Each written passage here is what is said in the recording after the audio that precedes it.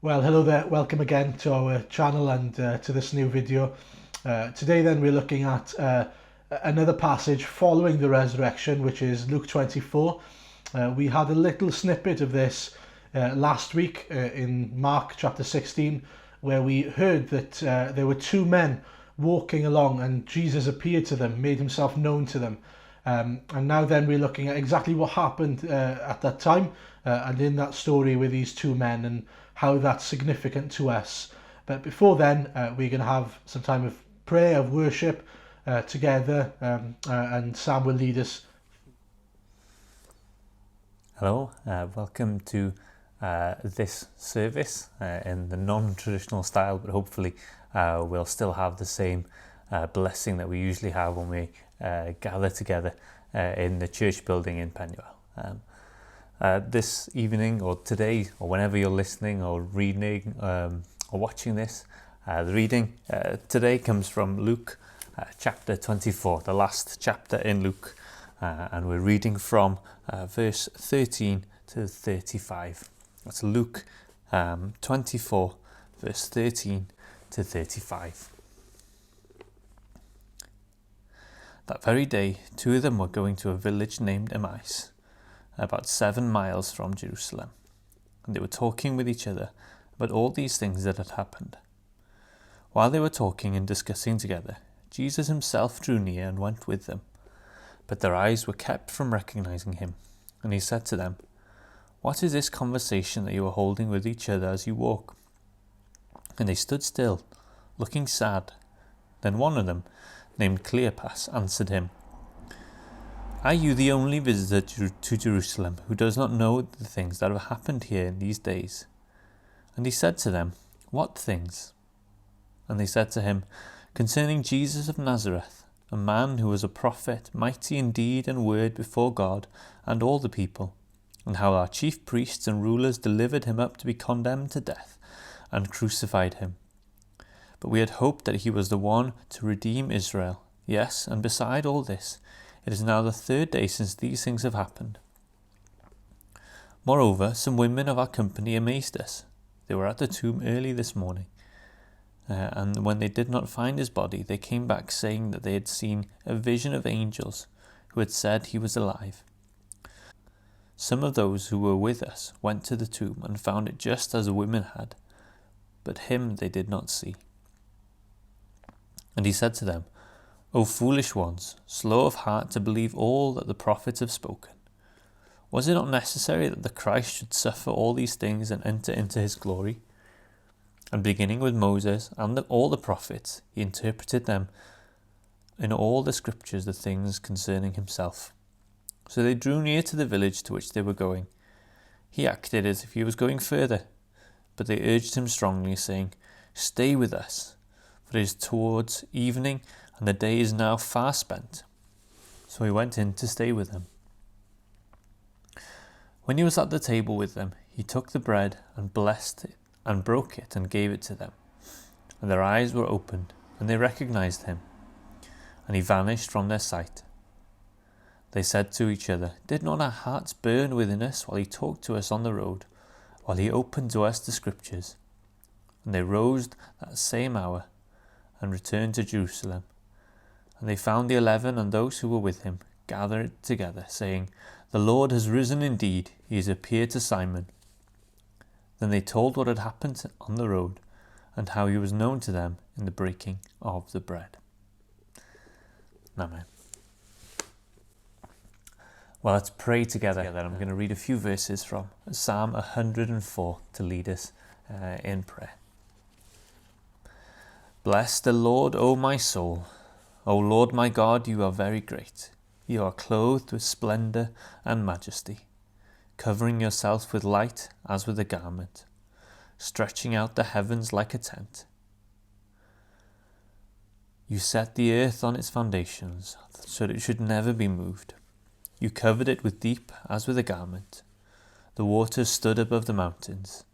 At your rebuke they fled. O Lord, how manifold are your works. In wisdom you have made them all. The earth is full of your creatures. Here is the sea, great and wide, which teems with creatures innumerable, living things both great and small. May the glory of the Lord endure forever. May the Lord rejoice in his work. I will sing to the Lord as long as I live. I will sing praise to my God while I have being. O Lord God, we thank you that it is to you that we come and worship. It is to you that we pray. We don't pray before a God who is unable to hear us, or a God who can hear us but is unable to act, but rather we pray to you, the God who hears us no matter where we are, the God who loves us, the God who is powerful and active, and once he has heard our prayers, Lord God, you can answer them. We thank you that it is with your word that you uphold all things. There's nothing that came into being that did not come into being by your will. And we thank you that it is by your power and by your strength they persevere. We thank you that everything has the properties that they have because you put them in place. We pray, Lord God, that we would be we would not reject you, Lord. We would be close to you. We would always be drawing near to you, Lord God. We pray that you would fill us with your Holy Spirit. We pray you would make us aware that you are our creator. You are the one who has sustained us from the beginning. And even now, it is by your will and by your power that we are drawing in breath. We pray, Lord God, that we would bow the knee to you, almighty, powerful creator.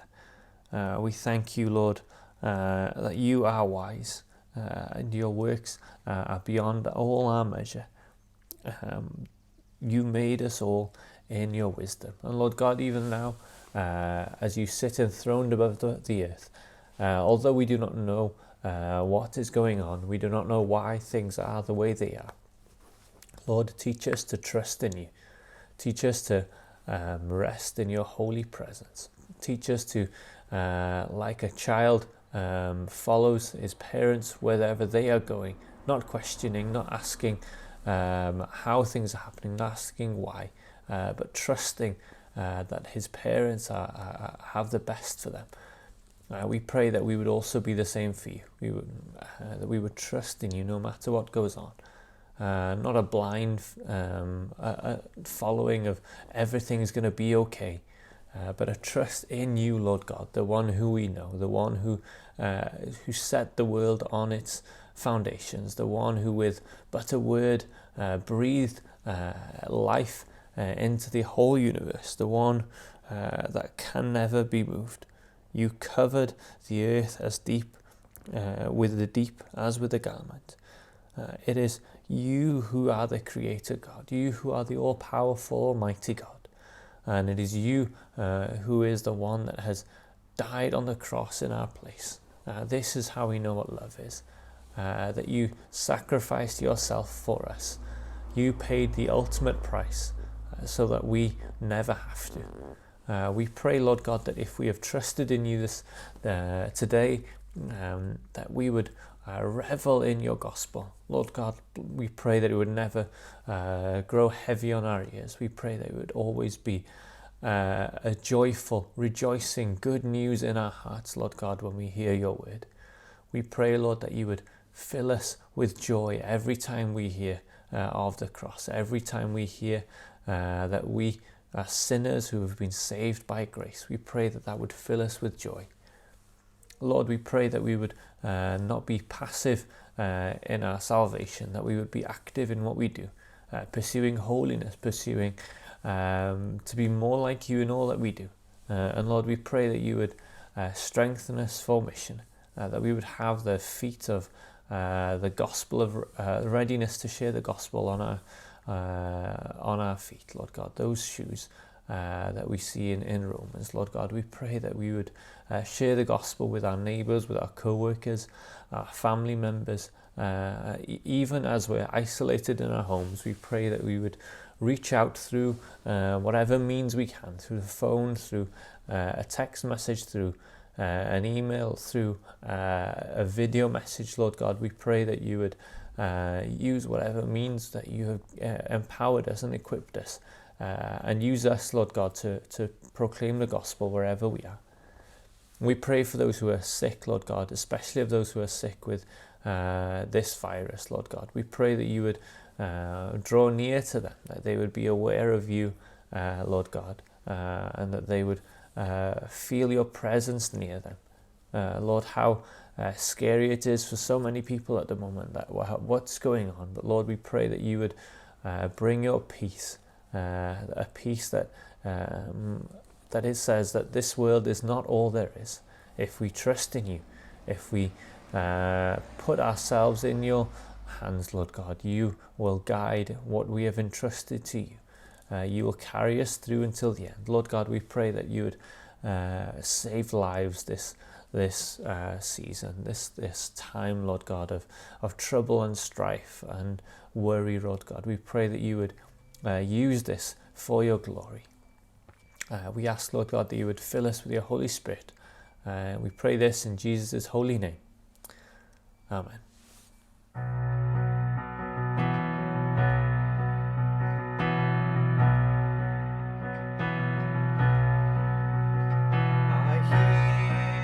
Savior say, thy strength indeed is small. Child of weakness, watch and pray. Find in me thine all in all. I hear the Savior say, thy strength indeed is small. Child of weakness, watch and pray. Find in me thine all in all. Jesus paid it all to him I owe. Sin had left a crimson stain, he washed it white as snow. Now indeed I find thy power and thine alone can change the leopard's spots and melt the heart of stone. Jesus paid it all to him I owe.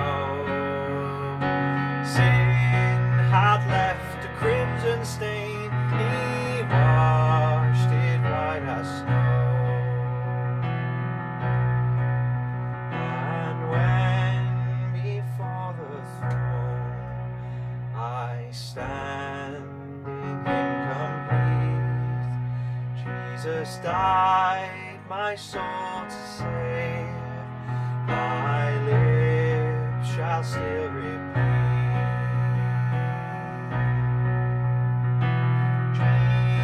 Jesus paid it all to him I owe. Sin had left a crimson stain, he washed it white as snow. Jesus paid it all to him I owe. Sin had left a crimson stain, he washed it white as snow. Sin had left a crimson stain, he washed it white as snow.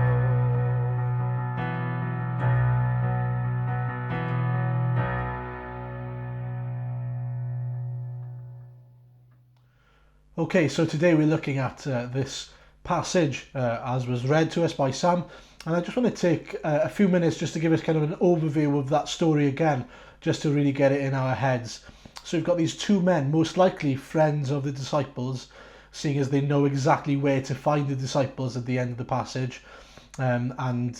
We see that they're on their way from Jerusalem, where they've probably been celebrating the Passover, and they've waited around to see what would happen to Jesus. And now they're on their way back, probably back home to Emmaus, which is a journey of just over 7 miles or 11 kilometers if you are a little bit more modern. And so Jesus comes alongside them, but he's kept himself from them in terms of his physical appearance, so they don't recognize who he is. And so he asks what they are talking about, and it becomes clear to Jesus that they are sad and they're sort of going back disappointed. And they explain to him that that's because they had really hoped that Jesus would be the one that would redeem Israel, they say in verse 21. And they'd been waiting even until that third day, just in case that Jesus would come back. They'd even gone to the graveside to see for themselves that Jesus wasn't there. They found it exactly like that, and yet they'd left because they hadn't seen Jesus for themselves. They'd left, they'd gone home sad. Next, Jesus explains how foolish they have been because they haven't understood what the prophets say about the Messiah, that he had to suffer in such a way and then enter his glory. And then he goes on to show them all of this from Scripture then, or from the Scriptures. As they reach Emmaus then, where these two gentlemen live, I assume, Jesus says he's going to carry on going. He's on his way to Galilee, if you remember. But they are so desperate for him to stay with them and have some food. It's getting late, so they persuade him to stay. And so he joins them there. And as Jesus is giving thanks for the food and breaking the bread, their eyes are opened to who Jesus really is, and all of a sudden he disappears. And they are left saying, "Were not our hearts burning within us while he talked to us on the road and opened the Scriptures to us?" They immediately leave then for Jerusalem. They go back to Jerusalem and tell the disciples what they'd seen, that they'd seen Jesus, that he truly was alive and he's resurrected Jesus. And so that is our story. That's the passage that we've seen. And I just wanted to take some time today then considering 3 questions. The first question is going to be the quickest question answered in the history of my preaching. And then the other 2 we'll spend a bit more time looking at. The 3 questions are, what's Jesus doing here? Secondly, why is he doing it? And thirdly, why does that matter to us and to the 2 gentlemen we see in the passage? Firstly then, what is Jesus doing here? By coming alongside them, hiding his appearance, what is he actually doing? It says in verse 16 that they were kept from recognizing him. Well, what he's doing is he's hiding his appearance and stopping them from being able to see him physically. And that suggests that if they saw his face, they'd know who he was based on his appearance. So they must have known something of who he was, and they'd been around him or seen him for themselves at the very least. And so he hides himself physically from them. And as I said, that's the quickest point I think I've ever made. But that's all we need to say about that. That's exactly what he's doing. He's hiding himself from them. But why? That brings us to the second question. And why does he do that? Is he playing a game with them? Is he testing them? What's he trying to do? Well, nothing of the sort. What he is doing here is he's hiding his physical appearance in order for them to see his true character. And what's important, what's really significant, is how he reveals himself truly to these people, who he truly is. He hides his face in order for them to see the true Jesus. And he reveals the true Jesus through the Bible. And so they have their ideas about who Jesus is. We don't exactly know who they were expecting Jesus to be or who they thought Jesus to be, but we have a few sort of ideas, and Jesus gives us an inkling as to what they were thinking. I believe, and I think Jesus is pointing us towards the fact that they expected Jesus to be a type of king, a specific type of king, an earthly king, a temporal king, a king who would save them not from their sins but from the rule of the Romans.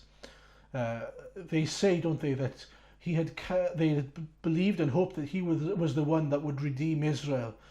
And I think that was redeeming Israel to a freedom and to God, by them being freed to be able to worship God and live for God in the way they thought they were supposed to. But Jesus' response tells us that they were clearly not truly believing that Jesus was the king who would redeem them from their sins. Why do I say that? Well, because Jesus says how foolish you are, how lacking in understanding you are. They haven't come to understand what the prophets say about the Messiah. And so they clearly don't expect Jesus to be the one that the prophets were claiming Jesus was, or declaring or foretelling Jesus was. They had their own ideas, their own expectations. And it's sad because they're so close and yet they're so far.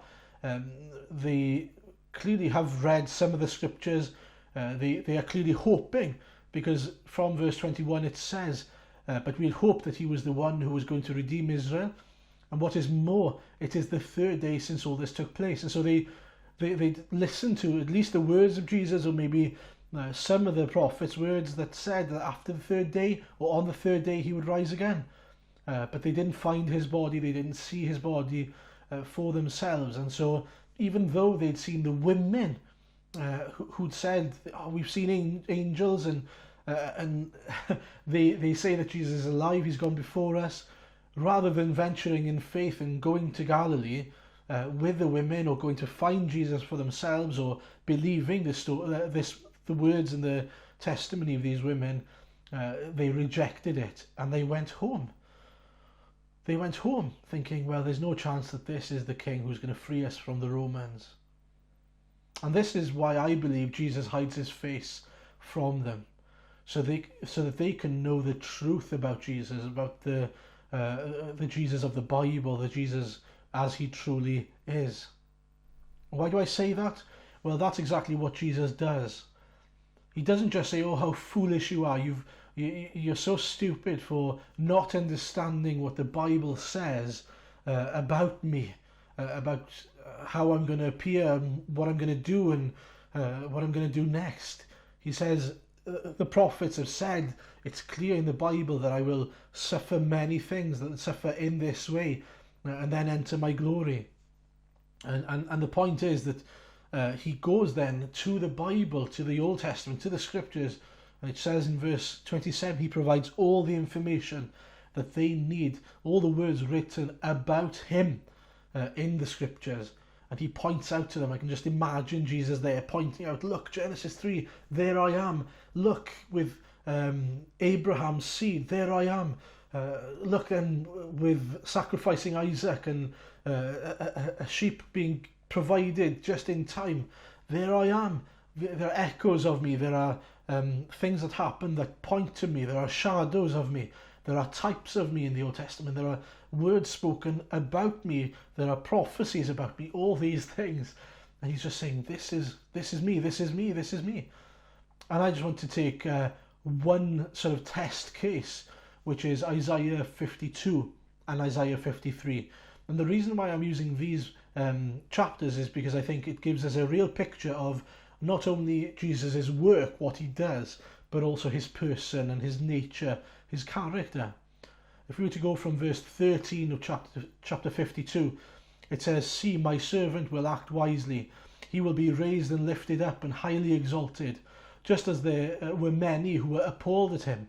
His appearance was so disfigured beyond that of any human being, and his form marred beyond human likeness.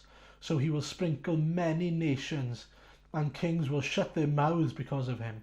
And for what they were not told, they will see, and what they have not heard, they will understand.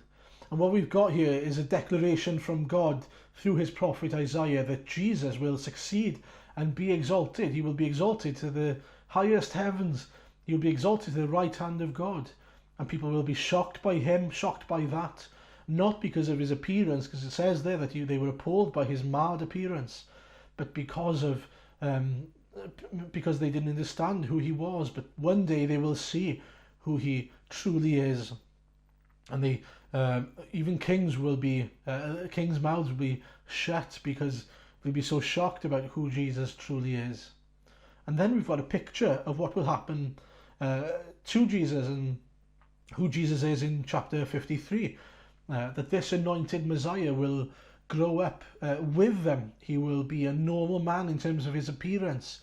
And yet he'll be a man of suffering. He'll be despised. He'll take up our pain and our suffering. He'll be afflicted and pierced for our transgressions. He will be crushed for our iniquities. The punishment that brought us peace will be put on him.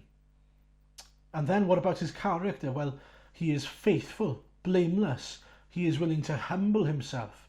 He's loving, full of mercy and grace. He went quietly to the slaughter. And then from verse 10 onwards, we read about him being exalted. It was the Lord's will to crush him and cause him to suffer. And though the Lord makes his life an offering for sin, he will see his offspring and prolong his days. And he will, and the will of the Lord will prosper in his hand. After he has suffered, he will see the light of life and be satisfied. By his knowledge, my righteous servant will justify many, and he will bear their iniquities. And then it says, then I will give him a portion among the great, and he will divide the spoils with the strong, because he poured out his life unto death, and was numbered with the transgressors. For he bore the sins of many, and made intercession for the transgressors. And as you read that, hopefully, as we've just been meditating on the Passover on Easter, we just shout out, don't we? That's Jesus.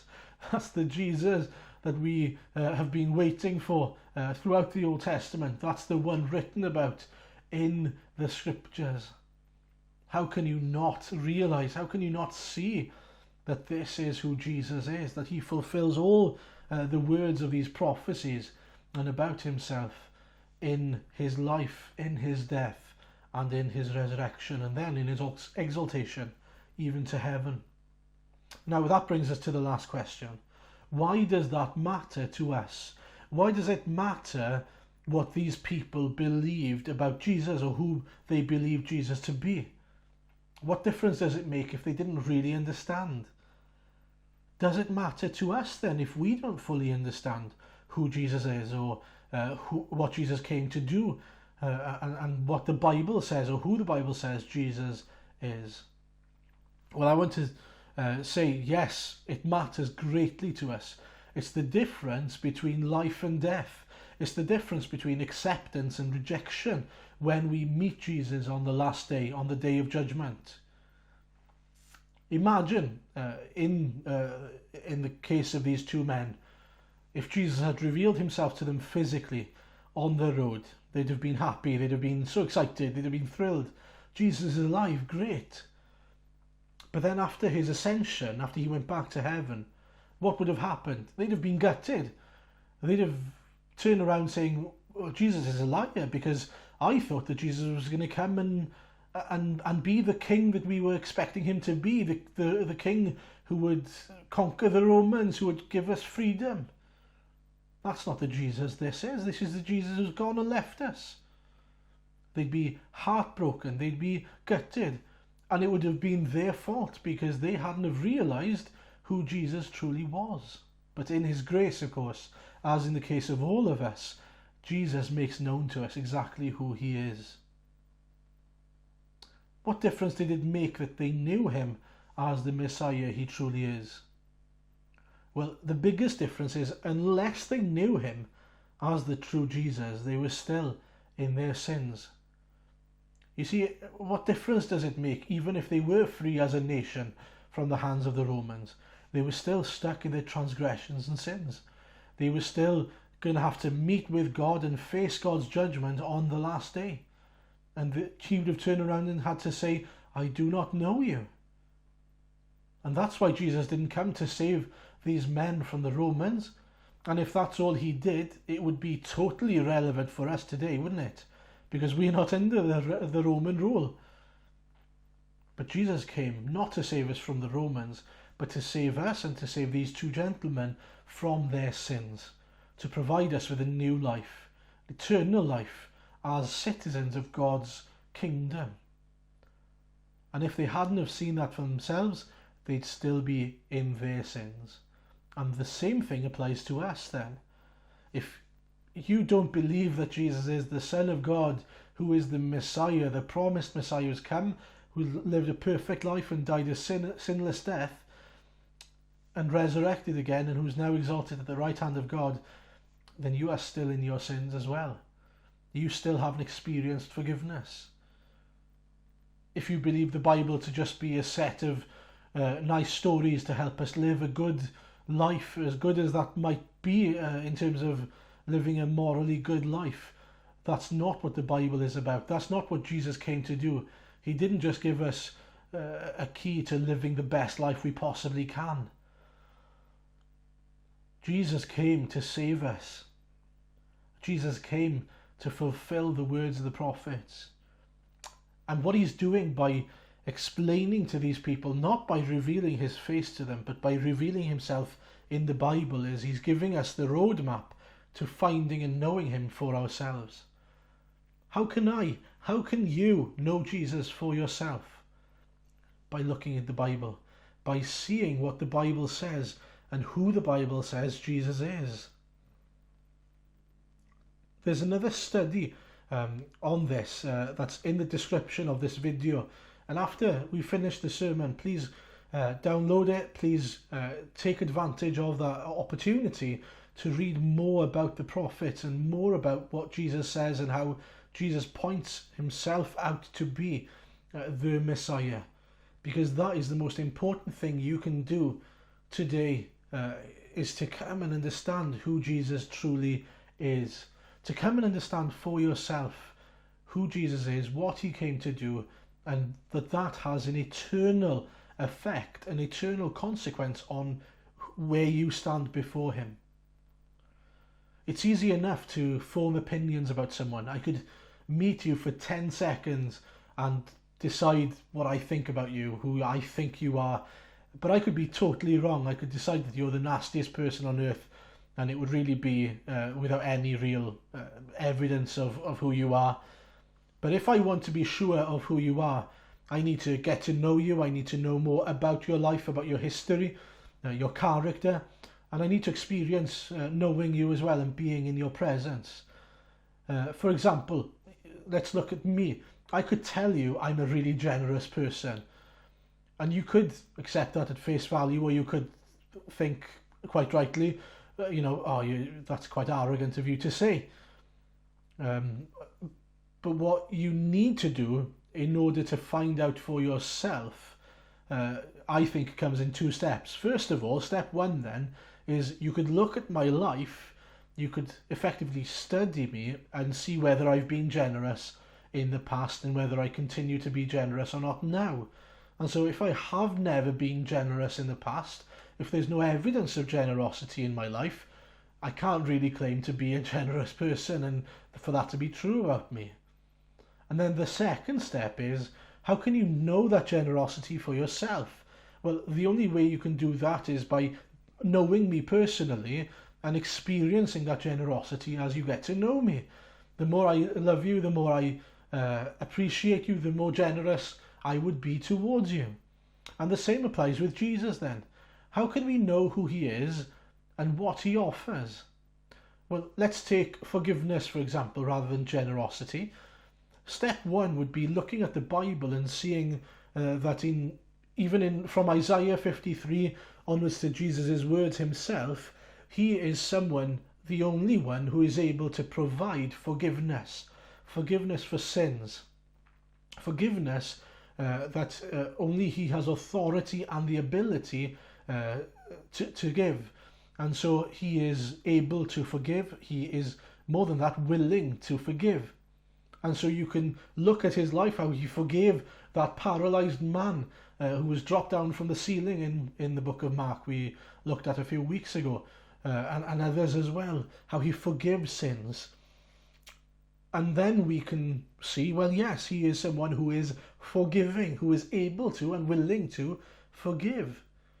But then for that to go a step further, we need to go to step 2, and we need to ask for forgiveness ourselves and experience that forgiveness and know the effects of that for ourselves.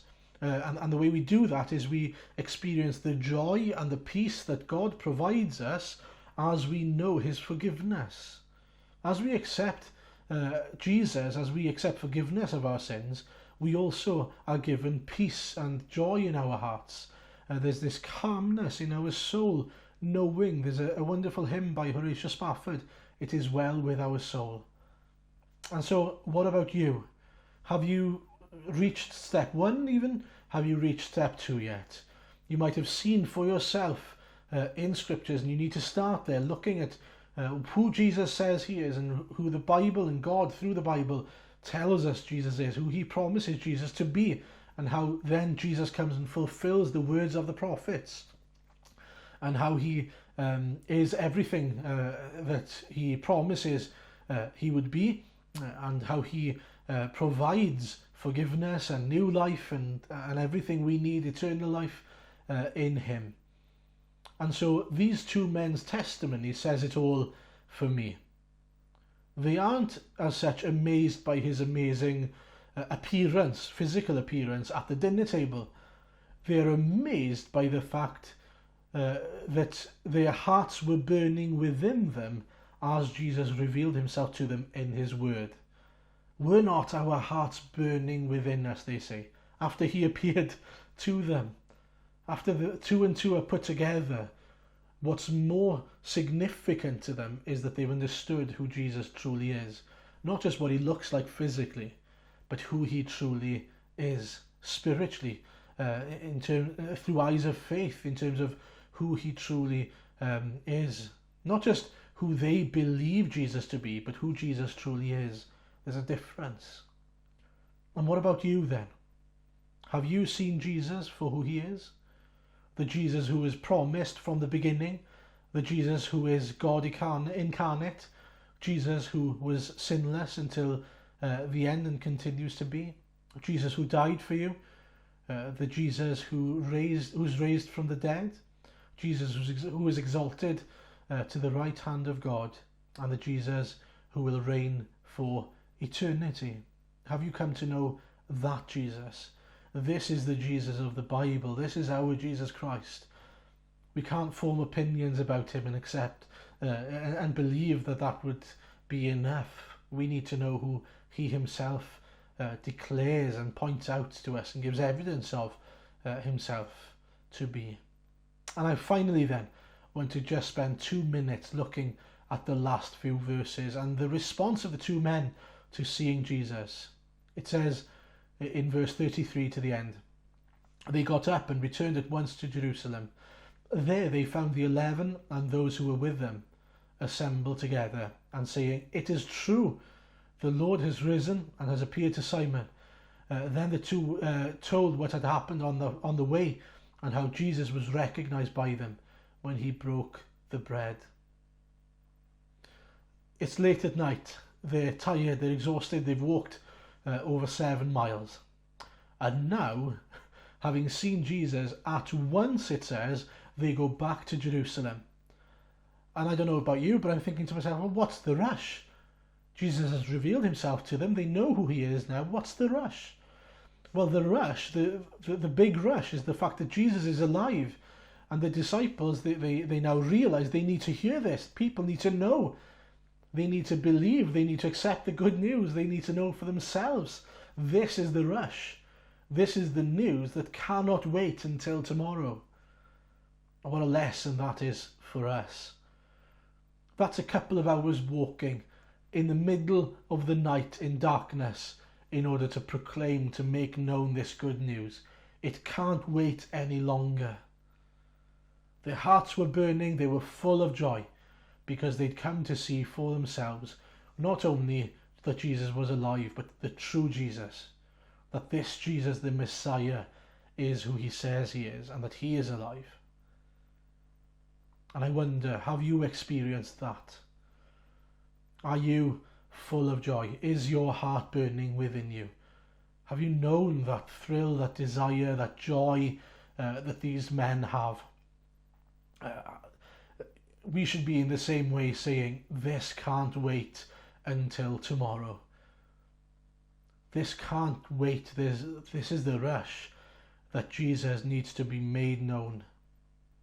Salvation needs to be made known. And I think in the days that we are living in now with the coronavirus, it can't wait until tomorrow. We don't know what's around the corner. And I want us all to consider, well, are we treating our lives in such a way that we don't understand the frailty and the and how fragile we truly are as people? The ability for us to be struck down at any moment. We are like grass. We can wither at any moment. But I want to leave you with the comfort of the words we read, in 1 Peter chapter 1. And this is sort of the comfort of the experience of the Christian, if you like. This is what Peter says to the church at the time, and what he's telling us now. Praise be to the God and Father of our Lord Jesus Christ. In his great mercy he has given us new birth into a living hope through the resurrection of Jesus Christ from the dead, and to an inheritance that can never perish, spoil or fade. This inheritance is kept in heaven for you, who through faith are shielded by God's power until the coming of the salvation that is ready to be revealed in the last time. In all this you greatly rejoice, though for now, for a little while, you may have had to suffer grief in all kinds of trials. These have come so that the proven genuineness of your faith, of greater worth than gold, which perishes even though refined by fire, may result in praise, glory, and honour when Jesus Christ is revealed. Though you have not seen him, you love him. And even though you do not see him now, you believe in him and are filled with an inexpressible and glorious joy, for you are receiving the end result of your faith, the salvation of your souls. Let's pray together. Heavenly Father, we thank you that you have revealed your Son Jesus Christ to us, and that by looking at the Scriptures, by searching the Scriptures, we can so clearly see that Jesus is pointed out to us as the promised Messiah, that he is both God and man, that he is the one who came into our world, lived a perfect, sinless life, and yet was punished for our transgressions. But we thank you that through him salvation has been made possible, has been given, has been made available to those who believe. Lord, we pray, and we do realize that it's the work of the Holy Spirit that does this. Holy Spirit, pour yourself on those who are blind so that they can see. Not physically seeing Jesus, but seeing Jesus through the Scriptures, through the Bible, seeing him for who he truly is, so that no mistakes are made about who Jesus truly is. We thank you for revealing yourself to us. We pray for that same urgency that those two men had, going straight back to Jerusalem to proclaim Jesus is alive. It can't wait until tomorrow.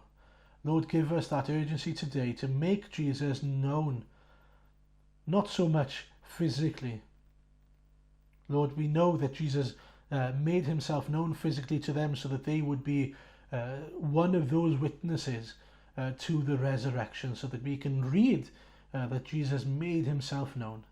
But Lord, to us, we believe in faith, we believe by faith, and so help us to believe in you, to experience you for ourselves. Lord, help us to take those two steps. Firstly, to find out what the Scriptures say about you, who the Scriptures point you out to be. And secondly then, trusting in you for ourselves, experiencing forgiveness, experiencing peace, experiencing joy, and then experiencing all the other things that we experience, your grace, your goodness, your sustenance, your faithfulness to us on our journeys until we meet you face to face in glory. We thank you that you are exalted on high. Accept our thanks, our praise, and again we pray that you might be glorified among us. Be with us and help us to continue to chew on this, Father, and to continue to meditate on how you make yourself known to us and how we can make yourself known to others through the Scriptures in this coming week and weeks and months. Lord, we pray all these things for your name's sake and for your glory. Amen. Well, thank you for joining us. We'll sing together to finish.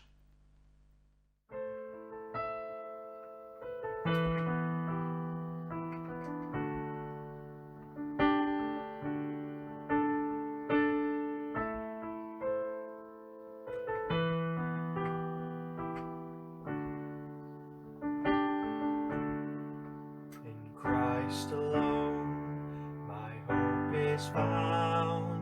He is my light, my strength, my song. This cornerstone, this solid ground, firm through the fiercest drought and storm. What heights of love, what depths of peace, when fears are stilled, when striving cease.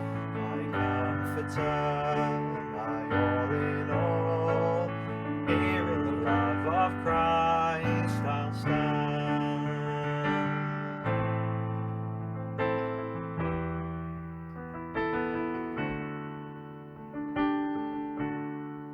In Christ alone, who took on flesh, fullness of God in helpless babe, this gift of love and righteousness, scorned by the ones he came to save, till on that cross as Jesus died, the wrath of God was satisfied. For every sin on him was laid, here in the death of Christ I live.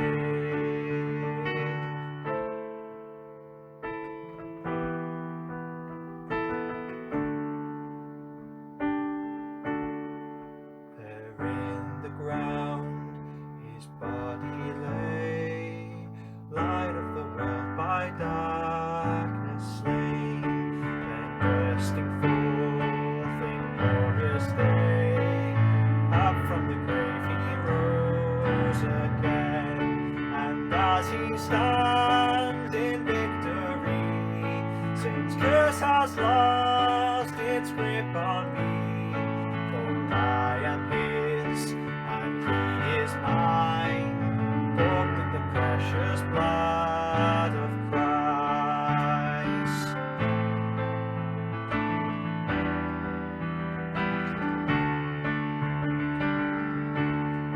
No guilt in life, no fear in death, this is the power of Christ in me.